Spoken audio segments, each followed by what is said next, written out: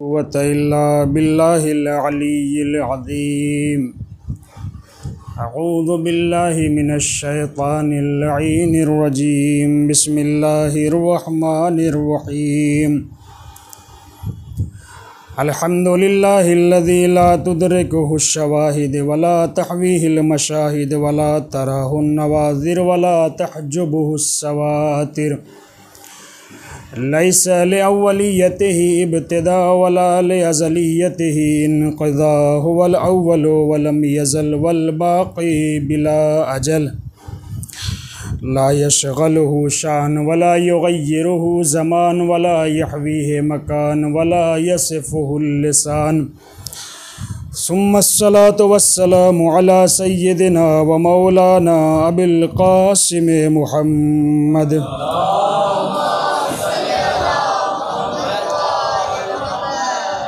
वअला आलिहि तय्यबीन अत्ताहिरीन अल-मअसूमीन अल-मज़लूमीन अल्लज़ीना अज़हबल्लाहु अन्हुमुर रिज्स व तह्हरहुम तत्हीरा।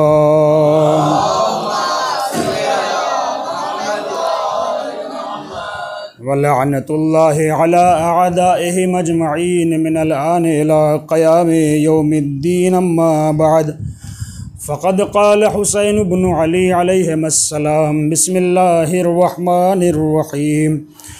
रिज़ल्लाहु रिज़ाना अहलल बैत। सल्लल्लाहु अलैहि मुहम्मद व आले मुहम्मद।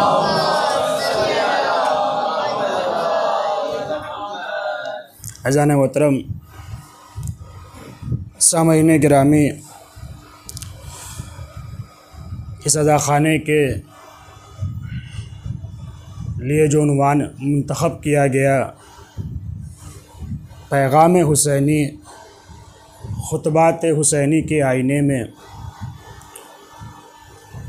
पिछली मजालिस में कुछ पैगाम मौला हुसैन के कलमात की रोशनी में आपके सामने पेश करने की कोशिश की। और जैसा कि अर्ज़ किया कि मौला के बहुत सारे ख़ुतबात हैं, कलमात हैं, मुलाक़ातें हैं, ख़ुतूत हैं, हर एक को फ़ेलन बयान नहीं किया जा सकता। कल जो बात मैंने आपके सामने पेश की, वो मौला ने तब इरशाद फरमाया था जब मौला अभी काबा मक्का पहुँचे थे। इसके बाद मक्का में जब तक मौला रहे, मौला ने कई खुतबे इरशाद फरमाए, कई लोगों से मुलाकात की।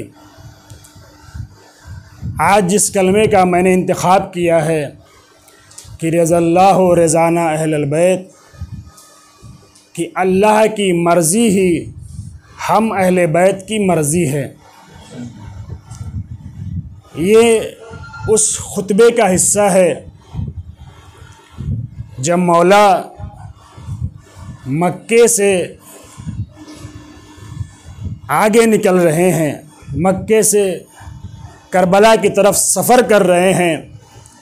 तो सफ़र करने से पहले मौला ने कुछ सतर का ये खुतबा इरशाद फरमाया था, जिसमें से एक कलमा मैंने इंतखाब किया है, रिज़ल्लाहु रिज़ाना अहलल बैत,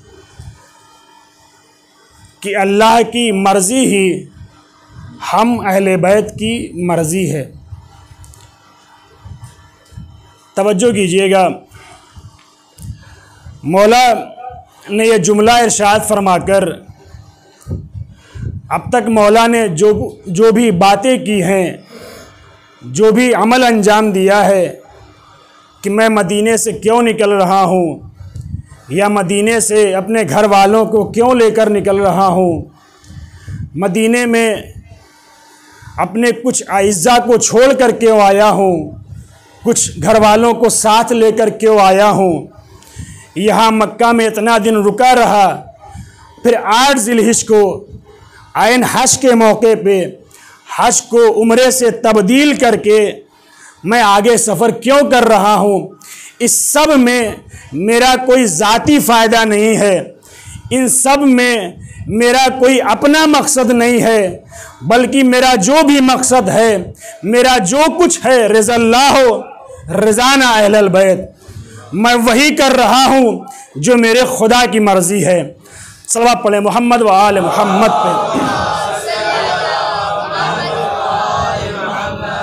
यहाँ से तवज्जो कीजिएगा, मर्ज़ी इलाही कितनी अहम शय है, मर्ज़ी माबूद कितनी मुहिम चीज़ है। जब आप कुरान में तलाश कीजिएगा रिज़वान इलाही को, मर्ज़ी परवरदिगार को, तो मुतअद्दिद मकाम पे बहुत सारी आयतें आपको मिल जाएंगी। हत्ता वो आयतें जिसमें जन्नत का तस्करा किया गया है, उनमें भी कुछ आयतें ऐसी हैं जिनमें खुदा कहता है वो हम उनसे राज़ी, वो हमसे राज़ी। या खुदावंद आलम मोमिन को, आमाले साले अंजाम देने वालों को जन्नत दे चुका होता है, सलसबील दे चुका होता है, जन्नत में ठिकाना दे चुका होता है। उसके बाद भी कहता है व रिज़वानुम मिनल्लाहि अकबर, खुदा की मर्ज़ी सबसे बड़ी चीज़ है। वज़ालिका हुवल फ़ौज़ुल अज़ीम, और जिसे खुदा की मर्ज़ी मिल जाती है वो फ़ौज़ अज़ीम पे कायम हो जाता है। सल्लल्लाहु अलैहि मोहम्मद व आले मोहम्मद पे।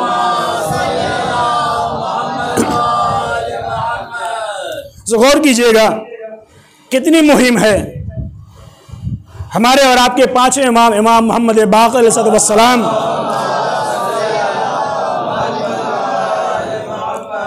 उनके पास जाबिर आए, मुलाकात के लिए आए।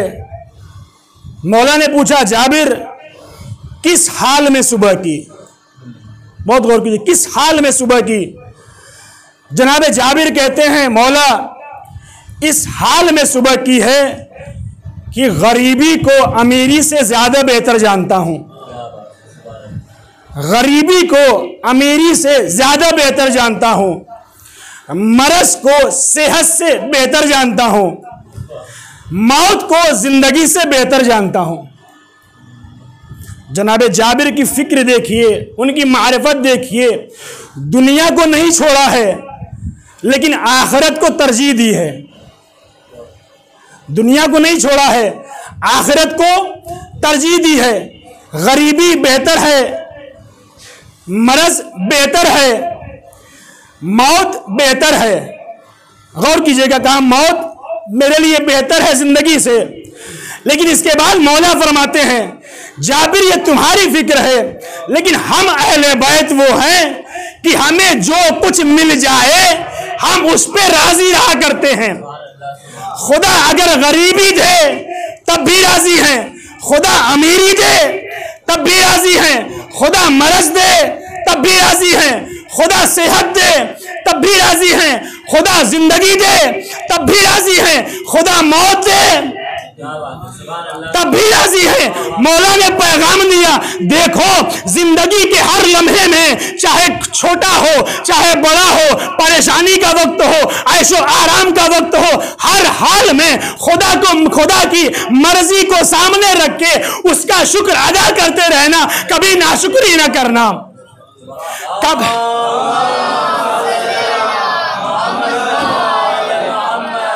हर हाल में उसकी मर्जी को सामने रखना। क्यों? इसलिए कि वो तुम्हें तुमसे ज्यादा जानता है। जितना तुम अपने आप को जानते हो उससे कहीं ज्यादा वो तुमको जानता है। तुम्हें क्या देना है वो खूब जानता है, क्या नहीं देना है वो भी खूब जानता है। सल्लल्लाहु अलैहि मोहम्मद व आले मोहम्मद। तो ये मर्ज़ी इलाही बहुत अहम है। हमारे ज़िंदगी के हर लम्हे में ये मर्ज़ी इलाही अमलन मौजूद हो। मर्ज़ी इलाही कैसे मिलेगी, क्या है, किस अंदाज में होनी चाहिए, गौर कीजिएगा। अहले बैत मर्ज़ी खुदा का मज़हर है। बहुत गौर कीजिएगा। यहाँ से कोई भी इंसान मर्जी ये इलाही से आगे नहीं जा सकता। मर्जी ये इलाही, अगर सादे अल्फाज में कहूँ, ये जो आपके अहकाम शरीयत हैं, ये मर्जी ये इलाही की अक्कासी करते हैं। खुदा ने जिसे पसंद किया मुस्तहब बना दिया, बहुत ज़्यादा पसंद था वाजिब बना दिया, खुदा को नापसंद था मकरूह करार दिया, बहुत ज़्यादा नापसंद था हराम करार दिया। ये सामने की चीज़ बिल्कुल आपके है। इसी को अगर अंजाम दे दे हम तो मर्जी इलाही तक पहुंचे हुए हैं। गौर कीजिएगा, हर हाल में मर्जी इलाही को सामने रखना है। अगर बेटा बाप की न सुने तो बाप राजी नहीं होगा। ज़ौजैन मियाँ बीवी अगर एक दूसरे की पसंद और नापसंद का ख्याल न रखें तो एक दूसरे से राजी नहीं रह सकते। दो दोस्त एक दूसरे की मंशा को पसंद का ख्याल न करें, आपस में राजी नहीं हो सकते। हम बंदे, वो खुदा जब तक उसकी पसंद का ख्याल न करेंगे उसकी मर्जी तक नहीं पहुंच सकते। हर हाल में हमें उसकी मर्जी का ख्याल रखना है। मर्जी खुदा आगे आगे है, इंसान पीछे पीछे है। कोई मर्जी खुदा से आगे बढ़ने की कोशिश न करे, कोई मर्जी खुदा के सामने आने की कोशिश न करे। जो आगे बढ़ जाएगा पस्त हो जाएगा, जो मुकाबिल में आ जाएगा वो जलील हो जाएगा। ये तन्हा अहले बैत का खासा है, ये तन्हा अहले बैत का खासा है कि उन्होंने अपनी जिंदगी के हर लम्हे पे, हर मोड़ पे, हर कदम पे, हर जगह पे खुदा की मर्जी को सामने रख के इतना अमल किया है कि अब उनका अमल ही मर्जी खुदा की अक्कासी कर रहा है। सल्लल्लाहु अलैहि मोहम्मद व आले मोहम्मद।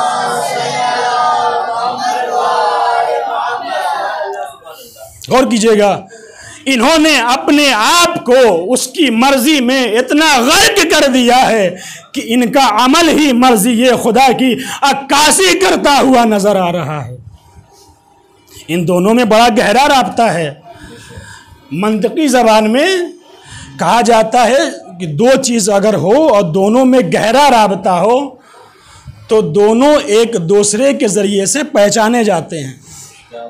सादे अल्फाज में कहूँ, एक है सबब, एक है असर। कभी कभी सबब देख के असर समझ में आता है, कभी कभी असर देख के सबब समझ में आता है। लेकिन सबब सबब होता है, असर असर होता है। बहुत गौर कीजिएगा इस लफ्ज़ पे।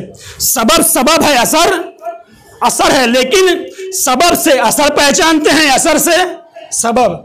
मेरे हाथ में कुंजी हो, चाबी हो, जो भी देखेगा समझ जाएगा सामने घर में ताला लगा है, अभी खुल जाएगा। घर से धुआं उठ रहा है, देख के समझ में आ रहा है घर में आग लगी है। इस सबब और असर में इतना गहरा राबता पाया जाता है, इस सबब और असर में इतना लगाव पाया जाता है कि सबब को देख के असर समझ में आता है, असर को देख के सबब समझ में आता है। बस यही मामला है मर्जी परवरदिगार का और किरदार आले मोहम्मद का। कभी कभी किरदार आले मोहम्मद देख के मर्जी खुदा का पता चलता है, कभी मर्जी खुदा देख के किरदार आले मोहम्मद का पता चलता है। सल्लल्लाहु अलैहि मोहम्मद। ये राबता बहुत गहरा है। कभी कभी मर्जी देख के किरदार समझ में आता है, कभी किरदार देख के मर्जी। लेकिन मैंने क्या कहा, सबब सबब है, असर असर है। यहां गुमराह ना होइएगा, बहुत फर्क है, गर्चे दोनों एक साथ हैं। फर्क क्या है दकीक, गुमराह ना होइएगा। फर्क क्या है, रजा असल है किरदार फर है। रिजा असल है, किरदार फर है। किरदार से रिजा नहीं पैदा होती, रिजा से किरदार पैदा होता है। किरदार से रिजा नहीं पैदा होती, रिजा से किरदार पैदा होता है। शब हिजरत में यही हुआ था, उसकी मर्जी लेनी थी इसलिए जाके बिस्तर पे सो गए थे। सल्लल्लाहु अलैहि मोहम्मद वाले मोहम्मद। रिजा असल है, किरदार उसके लिए हो रहा है। ऐसा नहीं कि किरदार है, नहीं, रिजा से किरदार पैदा होता है, किरदार से रिजा नहीं पैदा होता। आले मोहम्मद का किरदार मर्ज़ी इलाही की बुनियाद पे है। इन दोनों में राबता बहुत अमीक है, इन दोनों में राबता बहुत गहरा है। भी यहां से गौर कीजिएगा, हर हाल में मर्जी खुदा को सामने रखना है। हम कहीं से भाग नहीं सकते। अगर कोई चाहे कि आज सुबह की 2 रकात के बजाय 1 रकात ही पढ़ लूं तो नहीं हो सकता। आज थके हुए हैं, 4 रकात की जगह 2 रकात पढ़ लूं, नहीं हो सकता। ऐसा भी नहीं कि सफ़र में चले गए हैं तो खुदा ने 4 कहा है तो 4 ही पढ़ेंगे, नहीं, खुदा ने वहाँ 2 कहा है सफ़र में तो 2 ही पढ़ना है, 4 वहाँ नहीं पढ़ना है। अभी यहाँ से बहुत गौर कीजिएगा, जहाँ पर असल बात लेके आना चाहता था। हमारी खुदा की मर्जी असल है। हम कहीं ये नहीं कह सकते क्या मेरा मन, मेरा दिल, मेरी मर्जी, मेरी ख्वाहिश, मेरे जज्बात, मेरा मिजाज, ये लफ्ज़ आ ही नहीं सकता, ये लफ्ज़ आ ही नहीं सकता। हमारे मुआशरे में कभी कभी क्या होता है, जहां बात हमारे मिजाज की मर्जी इलाही से टकराती है वहां मिजाज ऊपर हो जाता है। लफ्ज़ बदल के कहूं, जहां हमारे जज्बात मर्जी इलाही से टकराते हैं, जज्बात ऊपर हो जाते हैं, मर्जी नीचे आ जाती है। जबकि होना क्या चाहिए, जज्बात को मर्जी का ताबे होना चाहिए। मर्जी के लिए हम जज्बात को कुर्बान नहीं कर सकते। मैं ऐसे नहीं कह रहा हूं, आपके सामने की दलील दे दूं। पैगंबर के लिए क्या फरमाया, वमा यंतिकु अनिल हवा, यही है ना। पैगंबर अपनी ख्वाहिशात से नहीं बोलता है, बहुत गौर कीजिएगा, यही है ना। पैगंबर अपनी ख्वाहिशात से नहीं बोलता। खुदाया तेरे नबी हैं, तेरे पैगंबर हैं, तेरे रसूल हैं, फ़ख्रुल मुरसलीन हैं, सैयदुल अंबिया हैं, ख़ातमुल अंबिया हैं, तेरे महबूब हैं, तेरे सब कुछ हैं, फिर क्यों कह रहा है कि ये ख्वाहिशात से नहीं बोलते। हम भी जानते हैं जब पैगंबर हैं तो जाहिर सी बात है वो हमारी तरह तो नहीं होंगे, वो जो बोलेंगे सही बोलेंगे।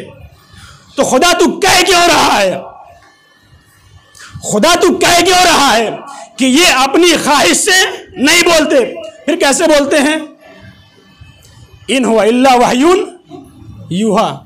ये अपनी मर्जी से नहीं बोलते, अपने जज्बात से नहीं बोलते, अपने मिजाज से नहीं बोलते, बल्कि बोलते हैं वो जो वही इलाही बोलती है।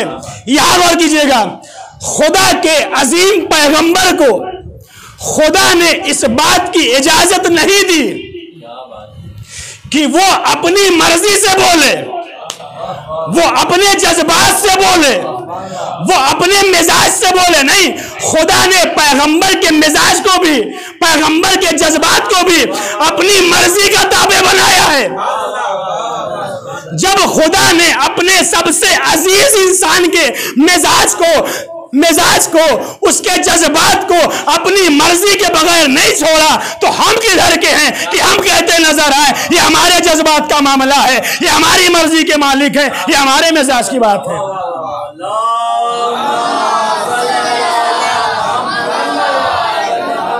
हम ये नहीं कह सकते। जब उसने अजीम पैगंबर को नहीं कहा तो हम क्या हो सकते हैं। मैं सामने आपके दो नमूने पेश करूं, बात वाज़ेह हो जाए। जब इंसान मिजाज को, जज्बात को पीछे छोड़कर उसकी मर्जी से अमल करता है तो वहीं से इंसान का किरदार पैदा होता है। जज्बात से किरदार नहीं पैदा होते, मर्जी से किरदार पैदा होता है। बहुत गौर कीजिएगा। जब मदीने में मौला के घर में आग लगाई गई, बहुत गौर कीजिएगा, जब मौला के घर में आग लगाई गई,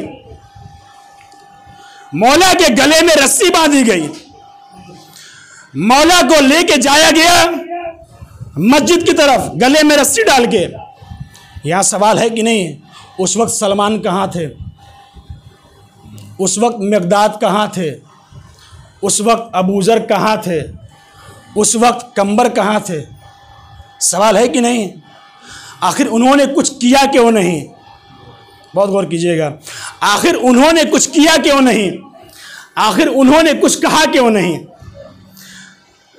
अगर मेरे सामने, अपनी बात कर रहा हूं, अगर मेरे सामने ये वाकया पेश आया होता तो मौला इजाजत देते ना देते मेरा जज्बा भड़क जाता, उनसे लड़ जाता, चाहे मर जाता या उनको मार देता। मैं लड़ तो जरूर जाता, मर तो जरूर जाता, या जो भी जाता, लड़ जाता या मर जाता, लेकिन सलमान न बनता, अबूजर न बनता, मिक़दाद न बनता, कंबर नहीं बनता। सारा वाकया खत्म हो गया। सलमान वही हैं जो उस वक्त भी थे, इस वक्त भी हैं। मिक़दाद वही हैं जो उस वक्त भी थे, इस वक्त भी हैं। कंबर वही हैं जो उस वक्त भी थे, इस वक्त भी हैं। क्यों? हम में उनमें यही फर्क है। वाकया देखकर हम जज्बात में आते हैं, मर्जी को पीछे छोड़ देते हैं, लेकिन ये वो असहाब हैं वाकया देख के जज्बात को पीछे रखते हैं, मौला की मर्जी को सामने रखते हैं। जब जज्बात को पीछे रखकर मौला की मर्जी सामने रखते हैं तब जाके सलमान बनते हैं, तब जाके अबूजर बनते हैं, जब जाके कंबरो मिक़दाद बनते हैं। सल्लल्लाहु अलैहि मोहम्मद।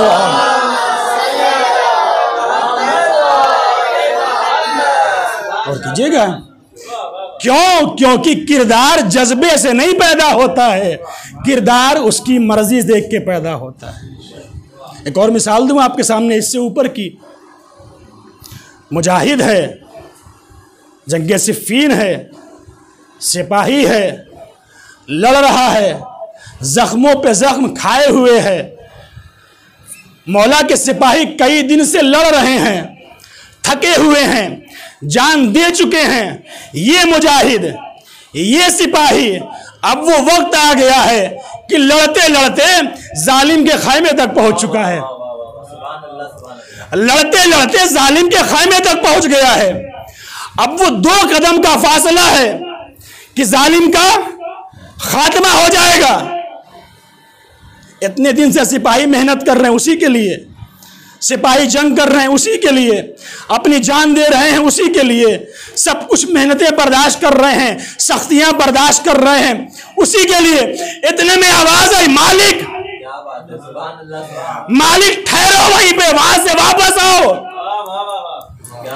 मालिक रुको, वहां से वापस आओ। जज्बात को कंट्रोल किया, मर्जी को आगे रखा, तलवार को नियाम में रखा, वापस आ गए। और कीजिएगा, वापस आ गए। मैं आपके बारे में तो कुछ नहीं कहूंगा, अगर मैं होता इतनी जहमत करके, लड़ाई करके, दुश्मन से मुकाबला करके, भूखे प्यासे रह के, जहमतें बर्दाश्त करके वहां तक पहुंच गया होता तो पहले खत्म करता, जब बाद में मौला के पास आते, मौला इतनी ज़हमतें बर्दाश्त की थी, अब जज्बात बर्दाश्त नहीं कर रहे थे, नहीं रोक पाए अपने आप को। अगर आप गलत लगता है, मेरी गर्दन हाजिर है, काट दीजिए। गौर कीजिएगा, जो बात कहना चाहता हूं, गर्दन हाजिर है, काट दीजिए। अगर यही काम मालिक ने किया होता, अपने जज्बात को आगे रख के, मौला की मर्जी को पीछे रख के जालिम का खात्मा कर दिया होता, तो शायद मौला कह देते बड़ा बहादुर था, मौला शायद कह देते बड़ा बहादुर था, बड़ा लीडर था, बड़ा जाबाज था, शुजा था, इतना मौला कह देते। मगर ये कभी ना कहते जैसा मैं रसूल के लिए था, वैसे ही मालिक मेरे लिए है। सल्लल्लाहु अलैहि मोहम्मद।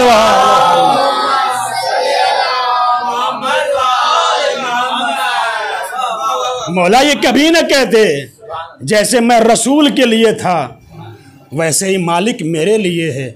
ये जो मालिक ने सनद हासिल की है ना, ये जज्बात से नहीं हासिल की है, मौला की मर्जी से हासिल की है। जैसे मैं हर कदम पे अपने जज्बात को रोके हुए मौला की मर्जी देख रहा था, वैसे ही मेरा मालिक हर कदम पे जज्बात को रोके हुए मौला की मर्जी देख रहा था। दुश्मन को मार देना बहादुरी नहीं है, मर्जी को सामने रखना शुजाअत है। अगर मर्जी नहीं है तो मारपीट है, अगर मर्जी मौला शामिल है तो शुजाअत है, वरना तकब्बुर है। अगर अमल में मर्जी मौला शामिल है तो अमल है, वरना ढोंग है। अगर किरदार में वाक़ई मर्जी मौला शामिल है तो किरदार है, वरना बदकिरदारी है। अपने मौला की शुजाअत को, उनके किरदार को यहीं से पहचानिए कि मौला को सिर्फ तलवार देख के न समझें, सिर्फ खैबर का दरवाज़ा उखाड़ के न समझें, मौला को सिर्फ जंगों में बहादुरों की तरह लड़ते हुए देख के न समझें, बल्कि मौला की तलवार देख रहे हैं तो तलवार को देख को ये समझें कि ये मौला की तलवार मौला के जज्बे में चल रही है या मौला की मर्जी के लिए चल रही है, मौला की मर्जी के लिए चल रही है। अपने मौला की शुजाअत का अंदाजा वहां लगाइए जब जंगे खंदक में अम्र को छोड़ दिया था, अपने जज्बे से नहीं मारा बल्कि खुदा व रसूल की मर्जी के लिए मारा। जब इस तरह से तलवार चलती है, जब इस तरह से तलवार चलती है, तब कहीं जाके एक ज़रबत इबादत सकलैन पे भारी हुआ करती है। सल्लल्लाहु अलैहि मोहम्मद।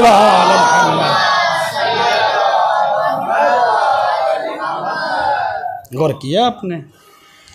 जज्बात को पीछे रखें, मर्जी को आगे रखें। मैंने ख़त्म किया। इसीलिए मौला जब यहाँ मक्के से निकल रहे हैं तो कहते हुए जा रहे रज़ल्लाहु रज़ाना अहलल बैत, अल्लाह की मर्ज़ी ही हम अहले बैत की मर्ज़ी है। कोई ये ना कहे ये तो हज का मौका है, 8 ज़िलहिज को मौला निकले, कोई ना कहे ये तो हज का मौका है, कहाँ जा रहे हैं? उम्रे से तब्दील करके निकले, अपने लिए नहीं निकले, खुदा की मर्ज़ी के लिए निकले। इसीलिए कहते हुए चले थे, मैं किसी दिखावे में नहीं निकल रहा हूँ, मैं किसी अकड़ में नहीं निकल रहा हूँ, मैं किसी पे फसाद के लिए नहीं निकल रहा हूँ, मैं किसी पे जुल्म करने के लिए नहीं निकल रहा हूँ। क्यों निकल रहा हूँ?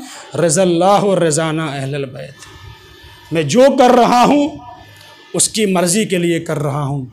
इसीलिए कहा था तरक्तुल खल्क़ तुर्रन कई अराक व आयतमतुल अयाल कई अराक। खुदाया मैंने सारी मखलूक को छोड़ दिया ताकि तुझे पा सकूँ। व आयतमतुल अयाल कई अराक। खुदाया मैंने अपने अहलो अयाल को यतीम कर दिया ताकि तुझे पा सकूँ। तरक्तुल खल्क़ तुर्रन कई अराक व आयतमतुल अयाल कई अराक। हर मकाम पे मेरा मौला मर्ज़ी खुदा को सामने रखे हुए है। जब जवान बेटे को मख्तल में भेज रहा है मेरा मौला, तब भी कह रहा है अल्लाहुम्मा शहद, खुदाया तू गवाह रहना। जब अपने हाथों पे 6 महीने का लाशा उठा रहा है, मौला शिकायत नहीं कर रहे हैं, आवाज़ देते इन्ना लिल्लाह व इन्ना इलैहि राजिऊन, रिज़म बिक़ज़ाइहि व तस्लीमन लिअम्रिहि। जब हर कदम पे मर्ज़ी मौला होती है, तब आवाज़ आती है या अय्यतुहन नफ्सुल मुतमइन्ना इरजिई इला रब्बिके राज़ियतम मर्ज़िया फ़दख़ुली फ़ी इबादी वदख़ुली जन्नती। जब रज़ायत इधर से भी हो, रज़ायत उधर से भी हो, तब वो मकाम आता है कि फ़दख़ुली फ़ी इबादी, बंदा उसके बंदों में शामिल हुआ करता है। मैंने ख़त्म किया आज़ादारों, ये करबला में जितने असहाब थे, ये कोई जज्बाती नहीं था, सब मौला की मर्ज़ी देख के चल रहे थे। वरना अगर जज्बाती होते तो अपने साथियों की शहादत देख के खुद चले जाते, लेकिन कोई खुद नहीं गया है, जो भी गया है मौला से इजाज़त लेके गया है। हत्ता कासिम जब आए, चचा इजाज़त दीजिए, तो कहा नहीं, तुम मेरे भैया के निशानी हो। कासिम वहीं से वापस हो गए। क्यों? क्योंकि मौला की मर्ज़ी अभी नहीं है। मैंने ख़त्म किया आज़ादारों, आज 4 मुहर्रम गुज़र गई। करबला में फ़ौजें आ रही हैं, दुश्मन का लश्कर आए जा रहा है, और मेरा मौला दुश्मनों के नरगे में घिरा जा रहा है। शहज़ादी आई, भैया जब से आई हूँ दुश्मन पे दुश्मन आए जा रहे हैं, दुश्मनों का लश्कर आए जा रहा है। भैया क्या आपका कोई साथी नहीं है?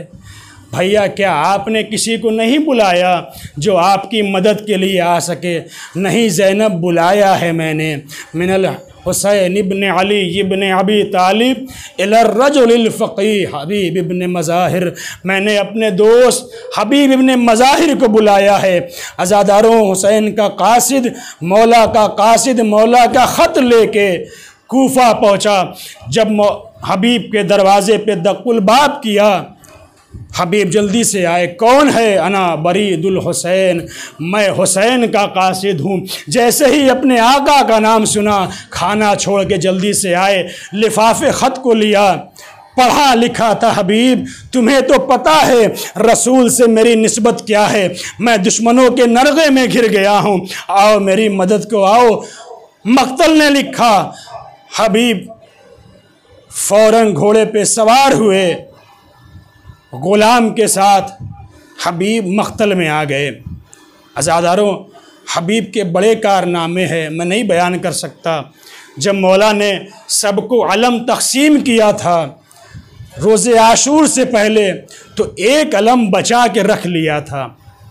क्यों बचा के रखा था? क्योंकि पता था मेरा एक दोस्त आएगा, ये अलम उसे दिया जाएगा। हबीब को दिया था मौला ने। जब हबीब मख्तल में आ गए, जनाब ज़ैनब ने सलाम कहलवाया, फ़िज़्ज़ा जाके हबीब को मेरा सलाम कह दो। उस वक्त हबीब ने सरो सीना पीट लिया था। हाय कैसा वक्त आ गया कि आका ज़ादियाँ ग़ुलामों को सलाम कहलवा रही हैं।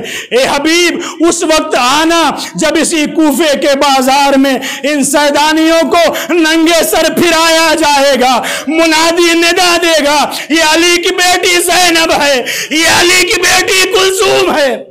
जज़ाकल्लाहु खैरल जज़ा, खुदा कोई गम न दे सिवाय गमे मज़लूमे करबला के। सुनेंगे अज़ादारों, जंग शुरू हुई। जब ज़ोहर का वक्त आया है, अबू समामा सैदावी मौला के पास आते हैं। मौला, नमाज का वक्त हो चुका है। मौला ने आवाज़ दी, अबू समामा सैदावी कद ज़करत सलात, तुमने नमाज को याद किया है, खुदा तुम्हें नमाज गुजारों में शामिल करे। सुनेंगे क्या हुआ इसके बाद। इसके बाद मौला हबीब से कहते हैं, हबीब जाओ दुश्मनों से कहो कि नमाज का वक्त हो चुका है, कुछ देर के लिए जंग रोक दें ताकि हम नमाज पढ़ लें। हबीब मख्तल में आए, दुश्मन के सामने आए, कहते हैं देखो नमाज का वक्त हो गया है, मेरा आका नमाज पढ़ना चाहता है। अज़ादारों, यहाँ पे दुश्मन ने जो जवाब दिया है हबीब बर्दाश्त न कर सके। कहते हो मलून, तुझे अपनी नमाज की फिक्र है, फर्जंदे फातिमा की नमाज पे। बात करता है तू। आए हबीब आका, वो तैयार नहीं हैं। लो अज़ादारों, नमाज ज़ोहर शुरू हुई, सामने सईद खड़े हुए, ज़ुहैर खड़े हुए, नमाज शुरू हुई। उधर से तीरों पे तीर आ रहे हैं, सईद अपने सीने पे ले रहे हैं, उधर से ज़ुहैर कभी तीरों को तलवार से काटते हैं, कभी तीरों को सिपर से रोकते हैं। एक वक्त वो भी आया, जैसे ही मौला ने कहा अस्सलामु अलैकुम व रहमतुल्लाहि व बरकातुहू, सईद तेवरा के ज़मीन पे गिरे। मौला ने उनके सर को ज़ानू पे रखा, आवाज देते हैं सईद, मौला मौला, क्या आप मुझसे राजी हो गए? क्या आप मुझसे राजी हो गए? हाँ सईद, मैं राजी हो गया। कुछ ही देर गुजरी थी, मक्तल से आवाज आई, हबीब की आका गुलाम का आखिरी सलाम कबूल हो। मौला मक्तल में आए, हबीब के सर को अपने जानू पे रखा। उसके बाद मौला ने हबीब के लिए फरमाया, हबीब लिल्लाहि दर्रुक या हबीब तख्तमुल कुरान फी लैलतिन वाहिदा। हबीब, खुदा तुम पे रहमत नाजिल करे, तुम एक शब में पूरे कुरान की तिलावत किया करते थे। इतना कहा मौला ने, हबीब ने एड़ियां रगड़ी, रूह कफ़स उनसरी से परवास कर गई। आखिरी जुमला आज़ादारों, अगर सुन सके तो सुन लेना। मैं कहूंगा हबीब वो नमाज ज़ोहर थी, तुमने पढ़वा दी, सईद ने पढ़वा दी, ज़ुहैर ने पढ़वा दी, लेकिन ए हबीब असरे आशूर के वक्त आओ, फर्जंदे फातिमा नमाज पढ़ने के लिए बेचैन है, सजदे में सर रखे हुए, कोई तलवार, कोई नेज़ा, कोई खंजर, जिसके पास कुछ नहीं, झोलियों में पत्थर लिए हुए फर्जंदे फातिमा को पत्थर मार रहा है। राकिबे दोष रसूल जख्मी हालत में असर का सजदा कर रहा है। वसयअलमुल लज़ीना ज़लमू अय्युमुनक़लबिन यनक़लिबून इन्ना लिल्लाहि व इन्ना इलैहि राजिऊन। मातम हुसैन।